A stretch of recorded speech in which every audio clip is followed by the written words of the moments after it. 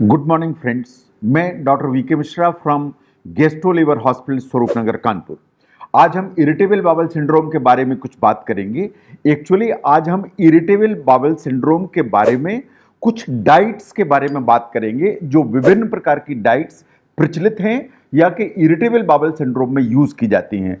आप जैसा जानते हैं कि जो आईबीएस है ये बड़ी कॉमन प्रॉब्लम है और इस कॉमन प्रॉब्लम के लिए बहुत सारी डाइट्स अवेलेबल हैं, लेकिन आपके लिए वास्तव में अगर आईबीएस है तो कौन सी डाइट सूटेबल है उस पर हम बात करेंगे। सबसे पहले देखिए कि वास्तव में न्यूट्रिशन क्या है, हमारा खाना क्या है। हमें एक्चुअली न्यूट्रिशियस फूड एक मॉडरेशन में लेने की जरूरत है। ये moderation word is very important because in irritable bowel syndrome बहुत सारे हमारे जो सिम्टम्स हैं ये एक्चुअली डाइट में बहुत सारी चीजों के चलते ट्रिगर हो जाते हैं या एक्सेसरबेट हो जाते हैं। कोई भी ऐसी चीज जो आप मॉडरेशन में लेते हैं आप प्रॉपरली पचा सकते हैं, लेकिन उसी की बहुत एक्सेस अमाउंट आप ले लेते हैं तो आपको ये प्रॉब्लम क्रिएट कर देता है और आपके इरिटेबल बावल सिंड्रोम का जो सिम्टम्स हैं उनको ट्रिगर कर देता है। नाउ आईबीएस के डाइट्स के बारे में एक चीज देखिए कि आईबीएस एक्चुअली क्या है।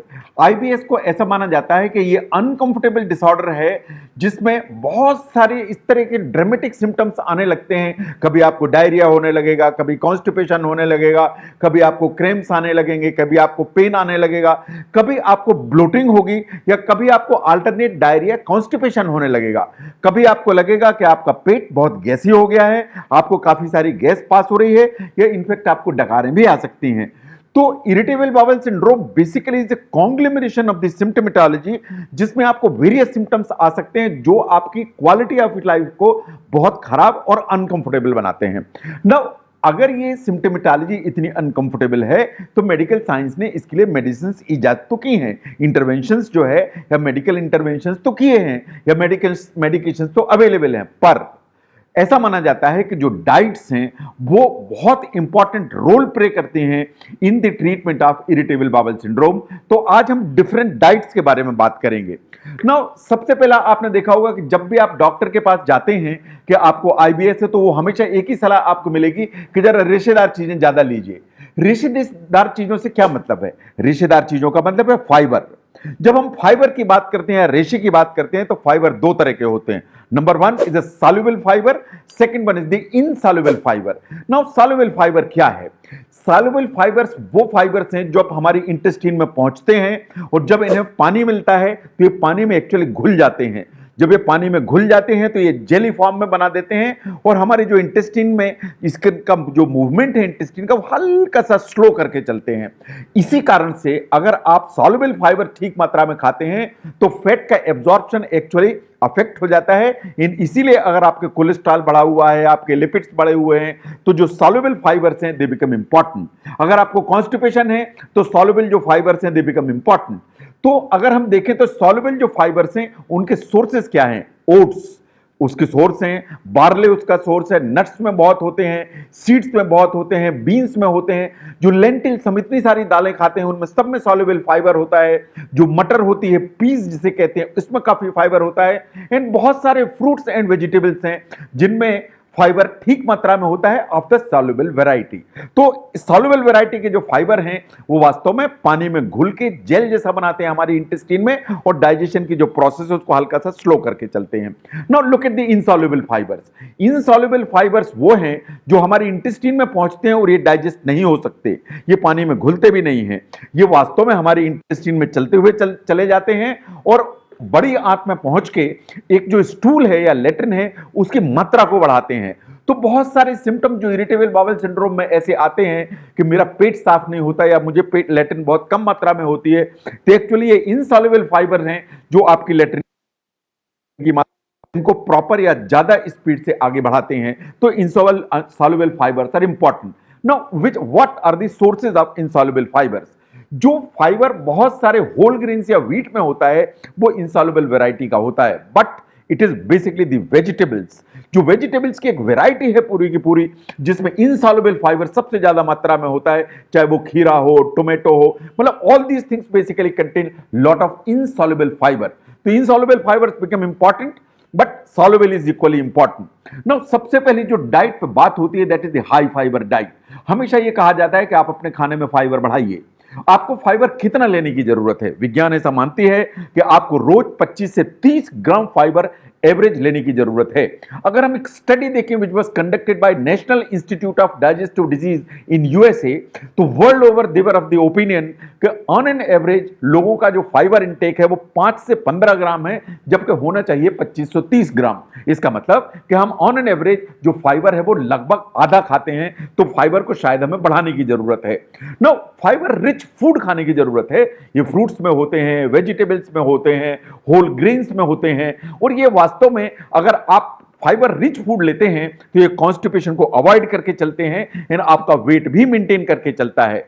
लेकिन ये बात सही है कि अगर आप बहुत ज्यादा फाइबर खाते हैं तो कुछ लोगों का ऑब्जर्वेशन है कि अगर हम ज्यादा फाइबर खाते हैं तो there are two problems. One, ज्यादा फाइबर की डाइट लेने से पेट हमारा फूलने लगता है या पेट तनने लगता है या ब्लोटिंग की फीलिंग आती है। नंबर टू, दे फील कि अगर हम फाइबर फूड ज्यादा लेते हैं तो वास्तव में हमें गैस बनती है एंड गैस हम पास ज्यादा करते हैं।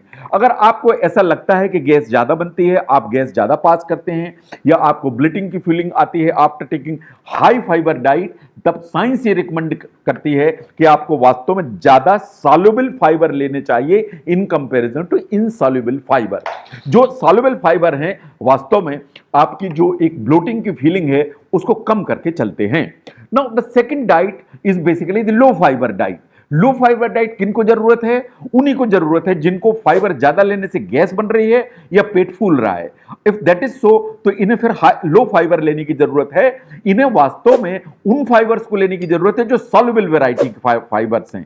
तो आप जानते हैं, जैसा मैंने पहले भी कहा, कि जो सॉल्युबल फाइबर्स हैं ये वास्तव में पानी में घुल जाते हैं, पानी में घुल के ये जेल के फॉर्म में कन्वर्ट हो जाते हैं, इन ये इंटेस्टाइन में धीरे धीरे चलते हुए बाहर निकल जाते हैं। ये आपके कोलेस्ट्रॉल को भी कंट्रोल करते हैं। Now look at the soluble fibres, जिनके जो सोर्सेज हैं, जैसे एप्पल है, सेव होता है, उसमें सॉल्युबल फाइबर है, बेरीज में, कैरेट्स में, ओटमील में, there are variety of things जिसमें सॉल्युबल फाइबर्स होते हैं जो आपको मदद करते हैं। देन इनसॉल्युबल फाइबर्स को जरूर पहचानें जो आपको ट्रबल कर रहे हैं, चाहे वो होल ग्रेन्स हो, चाहे नट्स हो, चाहे टोमेटोज हो, चाहे रेजिन्स हो, चाहे ब्रोकोली हो, चाहे कैबेज हो। These are the sources of the insoluble fibre, जो फाइबर हमारी इंटेस्टाइन में घुलता नहीं है। ये वास्तव में इंटेस्टाइन में चलता है, बड़ी आंत में जाता है, लेटिन के रास्ते में निकलता है, लेकिन ये कभी कभी आपको बहुत ब्लोटिंग की फीलिंग, गैस की फीलिंग दे सकता है, तो इसे अवॉइड करने की जरूरत है। इन ज्यादा आपको लो फाइबर या सॉल्युबल फाइबर लेने की जरूरत है। Now the third one is the gluten free diet. अगर आप देखें, ग्लूटेन एक किस्म का प्रोटीन है। यह प्रोटीन वास्तव में हमें गेहूं से मिलता है, लेकिन इस दुनिया में बहुत सारी पॉपुलेशन ऐसी है जो वास्तव में ग्लूटेन के लिए इंटॉलरेंट होती है। जो ग्लूटेन के लिए इंटॉलरेंट होंगे, अगर वो ग्लूटेन कंज्यूम करेंगे, ये प्रोटीन उनकी इंटेस्टाइन में पहुंचेगा तो ये इंटेस्टाइन को डैमेज करेगा। एंड यही basically is the reason for a disease जिसे कहते हैं सीलिएक डिजीज। लेकिन साइंस ऐसा मानती है कि कुछ पेशेंट्स इरिटेबल बाउल सिंड्रोम के होते हैं जिन्हें ग्लूटेन इंटॉलरेंस होता है। अगर आपको ऐसा है कि गेहूं की चीजें खाने से या ग्लूटेन खाने से सिम्टोमेटोलॉजी वर्स हो रही है, तो वास्तव में आपको अपने खाने से ग्लूटेन को अलग करने की जरूरत है। तो अगर आप ग्लूटेन को अलग कर देते हैं या ग्लूटेन की अमाउंट कम कर देते हैं, दैट मीन्स व्हीट या बार्ले बेस्ड जो प्रोडक्ट हैं आप कम कर देते हैं, तो इट इज क्वाइट पॉसिबल कि आपकी जो सिम्टोमेटोलॉजी है वो काफी कंट्रोल में आ जाए। नंबर 4 जो इंपॉर्टेंट मुद्दा है is the elimination diet. Elimination diet से मेरा मतलब है कि आपको एक्चुअली खुद पहचानने की जरूरत है कि खाने में क्या चीजें ऐसी हैं जो आपको प्रॉब्लम क्रिएट कर रही हैं।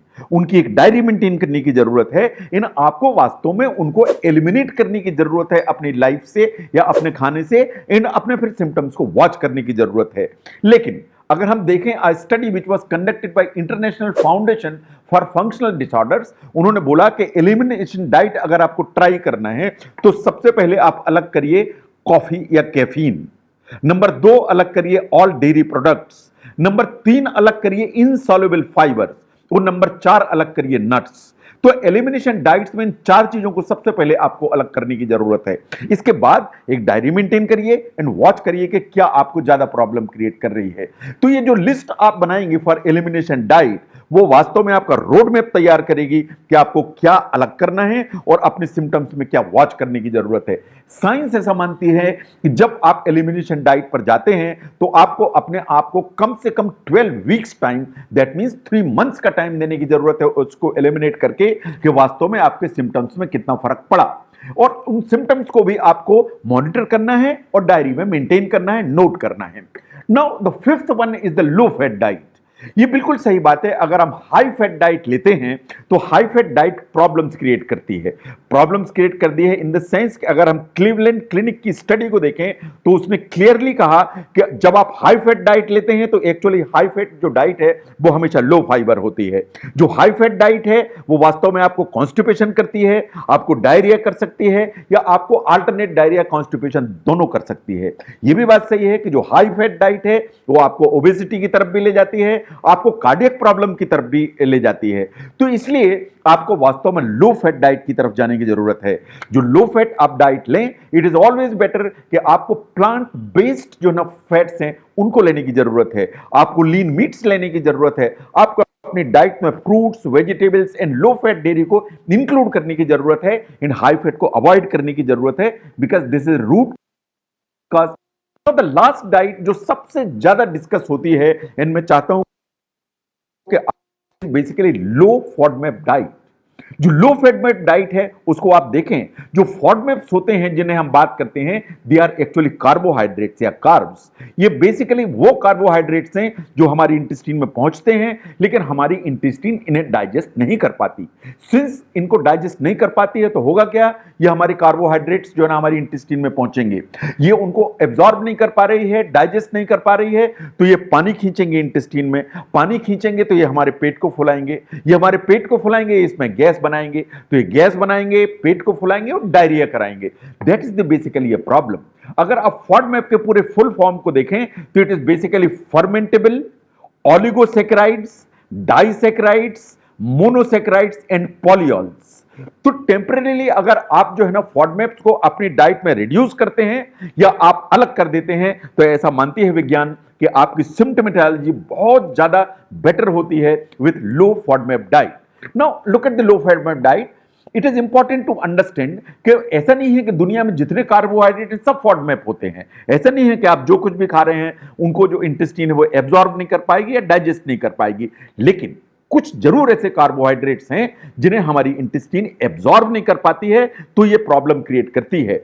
नाउ अगर हमें कुछ अवॉइड करना है ऑन लो फॉडमैप डाइट तो उनको ध्यान से देखने की जरूरत है। विज्ञान ऐसा मानती है या लो फॉडमैप डाइट के प्रोपोनेंट ऐसा मानते हैं कि आपको लैक्टोज बंद करने की जरूरत है, आपको लेग्यूम्स बंद करने की जरूरत है, आपको हाई फ्रक्टोज कॉर्न सिरप जैसी चीजों को अवॉइड करने की जरूरत है।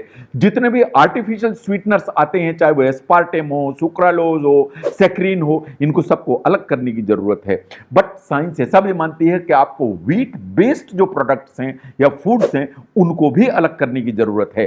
इन नट्स में पर्टिकुलरली जैसे पिस्ता है, काजू है, कैश्यूज हैं, ये बेसिकली हाई फॉडमैप उसमें आते हैं, इन्हें शायद अवॉइड करने की जरूरत है। There are certain fruits also जो साइंस ऐसा मानती है कि ये हाई फॉडमैप की कैटेगरी में आते हैं, उनको आपको ध्यान देने की जरूरत है। ये जैसे मैंगोज हैं, they are high FODMAP, watermelon is high FODMAP, pears, apples, plums and peaches, इनको सबको हाई फॉडमैप कैटेगरी में माना जाता है। तो इनको अपनी डाइट में either you need to minimise और you basically need to stop अगर आपकी सिम्टोमेटोलॉजी ज्यादा है। ऐसे ही कुछ वेजिटेबल्स भी हैं जो वास्तव में हाई फॉडमैप में आते हैं क्योंकि उनमें डिफिकल्ट ईदर कार्बोहाइड्रेट्स होते हैं या पॉलीऑल्स होते हैं। इनमें सबसे इंपॉर्टेंट जो हैं वो हैं दो। Number 1 is the onion, second is the garlic. तो अनियन एंड गार्लिक को सबसे पहले आपको अलग करने की जरूरत है। बट ऑल क्रूसिफेरस वेजिटेबल्स जैसे ब्रोकोली है, कॉलीफ्लावर है, मशरूम्स हैं, ये भी वास्तव में हाई फॉडमैप की कैटेगरी में आते हैं। तो मेरा ऐसा सोचना है कि अगर आपकी इरिटेबल बाउल सिंड्रोम है आपको, और जो इरिटेबल बाउल सिंड्रोम है वो आपकी लाइफ की क्वालिटी को डिस्टर्ब कर रहा है, तो there are 2 aspects. 1, you need to go for medication, consult your doctor. Now look at the diets also, and in diets you need to concentrate that what you need, whether you need high fiber diet, whether you need low fiber diet, whether you need low fat diet, whether you need a trial of elimination diet, और या आपको FODMAP diet की तरफ ध्यान देने की जरूरत है। अगर साइंटिफिकली देखें तो FODMAP diet is the one कि अगर आपको बार बार इरिटेबल बाउल सिंड्रोम के सिम्टम्स आ रहे हैं तो इसको एक बार प्रॉपर ट्रायल की जरूरत है, so that you can understand कि वो क्या फूड स्टफ्स हैं जो आपको वास्तव में प्रॉब्लम क्रिएट कर रहे हैं। अगर आप समझते हैं कि इरिटेबल बाउल सिंड्रोम और उससे रिलेटेड डाइट्स के बारे में ये जो जानकारी आपको मैंने देने की कोशिश की, इसको आपको हेल्प करती है in managing irritable bowel syndrome, तो इस वीडियो को जरूर लाइक करें एंड शेयर करें ताकि ये जानकारी दूसरे लोगों तक भी पहुंचाई जा सके। Thank you very much. मैं डॉक्टर वीके मिश्रा।